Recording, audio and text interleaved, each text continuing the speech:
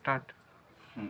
सगा संगवारी हो, जय जवाहर। मैं दुलेश बैगा बालाघाट जिले का निवासी हूँ और मैं आप सभी बैगा समाज के सगा संगवारी मल्ला बालाघाट जिला एवं घर परिवार तरफ से सब मल्ला जय जवाहर। संगवारी हो आप मल्ला, आज मैं यहाँ बतावत हूँ कि आज मोर मन में एक विचार बनिस तेला मैं आप मन ला बता गुठियाला चाहत हूँ। ओहू में जो गलती हो क्षमा करो। तो मैं शुरू करत हूँ। संगवारी हो, जय जवाहर। आप सभी को बैगा आदिम जनजाति विकास एवं कल्याण संघ मध्य प्रदेश जिला शाखा बालाघाट संघ की ओर से पुनः आपको जोहार करता हूँ। आज हम एक विश्व की एक ऐसी संस्कृति धरोहर कहना चाहिए प्रकृति पुत्र बैगा के बारे में बात करने वाले हैं, जिन्होंने आज कम समय में ही नहीं बहुत समय से सदियों से आज अपनी मूल्यवान संस्कृतियों सभ्यताओं व प्रकृति की धरोहर को संरक्षण करते हुए अपने जीवन को व्यतीत करते हुए और सदियों तक उसको आज तक यथावत बनाए रखा है। तो उसके बारे में चर्चा करने वाले हैं। पहले मुद्दा तो ये है कि आज जिन भी लोग आज ये समझते हैं कि मुझे दूसरे समाज में, मुझे दूसरे धर्म में ब्राह्मण पुजारी ये भी जो भी प्रकार के लोग होते हैं, उन लोगों के बदले में हम क्यों ना हम बैगा संस्कृति की बुद्धिमत्ता को हम क्यों ना उनमें बदले। जैसे कि आज हम देखते आ रहे हैं, कोई कहता है कि बैगा समाज में रहने से परेशानी बढ़ती है, कुछ लोगों को बहुत सारी दिक्कतें होती हैं। तो मैं ये पूछना चाहता हूँ कि देखो, हम क्यों ना हम अपने समाज का पंडित क्यों नहीं बन सकते? क्यों ना हम अपने बैगा समाज का वकील नहीं बन सकते? क्यों ना हम बैगा समाज का सलाहकार नहीं बन सकते? क्यों ना हम अच्छे सूझबूझ एक बैगा समाज का व्यक्ति का परिपक्वता ला नहीं सकते? कहीं ना कहीं इन चीज़ों को बदलाव लाना पड़ेगा। ऐसा कह देने से नहीं होता कि वो ठीक नहीं है या वो सही नहीं है, वो सब सही नहीं होता। ये कहीं ना कहीं बदलाव अपने अंदर ही लाना पड़ेगा। देखो, भोजन हम खाते हैं, खाना हम खाते हैं, हमारा पेट भरता है। वैसे हमारे समाज का जो भी है ऊंच नीच उतार चढ़ाव या उसको सुनियोजित तरीके से करने का ढंग रंग एक कहीं ना कहीं तरीका हमें ढूंढना पड़ेगा। मैं ये नहीं कहता कि आप अकेले की जिम्मेदारी है, मैं ये कहता हूँ हम सबकी जिम्मेदारी। ये नहीं कहता कि मेरी जिम्मेदारी, कहीं ना कहीं ये सब जिम्मेदारियाँ हमें लानी पड़ेगी। किसी के कह देने से कुछ नहीं होता। दूसरे समाज में देखो तो बहुत सारी चीज़ें हैं।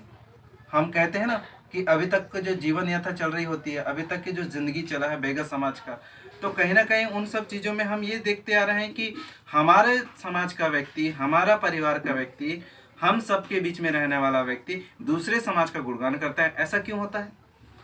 ऐसा इसलिए होता है क्योंकि वो हमें अच्छा लगता है। तो क्यों ना हम अपने समाज में पहला नियम तो जो बोलते हैं कि धैर्य सीखना चाहिए, तो हम दूसरे की किताब, दूसरे का ज्ञान क्यों लेते हैं? तो क्यों ना हम वो चीज़ें हम अपने समाज में ही क्यों ना उसको बुद्धिमान बनाएं। धैर्यता रखने की बुद्धिमानता हम खुद करें। ऐसा नहीं हो सकता। उसकी कहानियाँ हमारे समाज में जो पहले से आई हुई है, क्यों ना हम वो धैर्य शब्द जो बोलता है, धीरज रहने वाले जो शब्द की जो हम परिभाषा को तो अपने समाज में क्यों ना ढूंढे। और हम दूसरे समाज का ज्ञान बांटने या बटोरने से अच्छा है क्यों ना हम अपने समाज की रीति रिवाजों या उसकी संस्कृतियों को हम दूसरों को बताएं।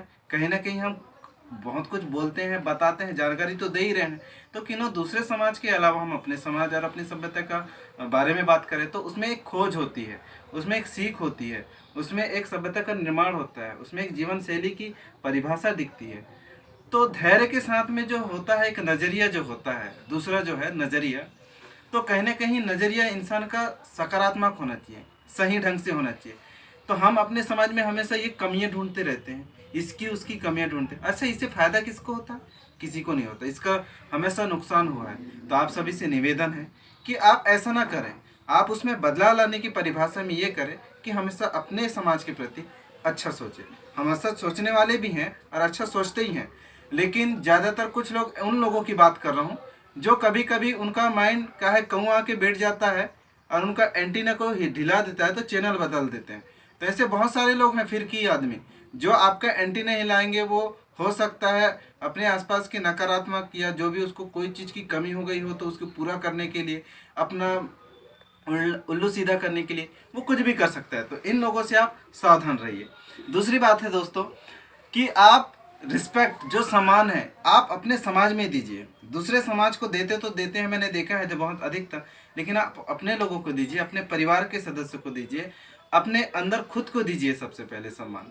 तो सम्मान की भावना में हम दूसरे समाज, दूसरे जाति, भेदभाव सारी चीज़ों को देते हैं, वैसे क्यों ना हम अपने अंदर हृदय में बसाएं। तो सम्मान नाम की चीज़ को हम अपने आसपास में दें और बराबर दीजिए, धैर्य से, शांति से दीजिए, जल्दबाजी ना करें, आराम से करें, क्योंकि ये हम अपनी समाज की बात है। तो उसमें आप लड़खड़ाएं नहीं और बहुत सारे विचारधारा को लाए नहीं, उसमें आप अनुकूलन करें, उस चीज़ का अनुसरण ये करें कि सम्मान का मतलब है आप जय जोहार बोले, एक दूसरे से बराबर एकदम आंखों में आंखें, एकदम भेंट कर, गले मिलकर, एकदम दिल से बोले। समय लग जाए कोई दिक्कत नहीं, यही तो जीवन है, इसी को तो समझना है।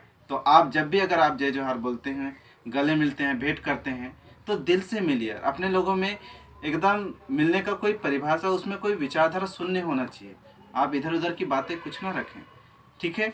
तो दोस्तों अंत में है कि आप सीखने की जिज्ञासा रखें, क्योंकि आज बुद्धिमान या सीखने का जो गुण है वो अपने समाज के भीतर लाना है।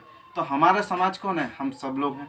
तो हमारे समाज के भीतर वो चीज़ गुणगान करना चाहते हैं या वो सभ्यता को सीखना है, तो कहीं ना कहीं सीखने का जिज्ञासा का मतलब ये होता है कि जब भी अगर आपके मस्तिष्क में या मन में विचार में चलना चाहिए, तो आप अपने परिवार के प्रति, अपने संस्कृति के प्रति, अपने बेगस समाज का जो शब्द है उसमें होने वाले जो तरीके हैं, त्यौहार है, सुबह से लेकर शाम तक की ज़िंदगियाँ हैं, अपने मानदंड है, अपनी पहचान है, कहाँ तक जा सकती है, उसको हम कैसे और दिखा सकते हैं, हम एक दूसरे को और भाईचारे में कैसे संबंध बना सकते हैं, अच्छा रिश्ता कैसे बन सकता है, अच्छे से अच्छा हम एक दूसरे से तालमेल कैसे बिठा सकते हैं। तो इनके बारे में अगर हम सीखने की जिज्ञासा रखें तो हमारा समाज बहुत ही प्यारा समाज है।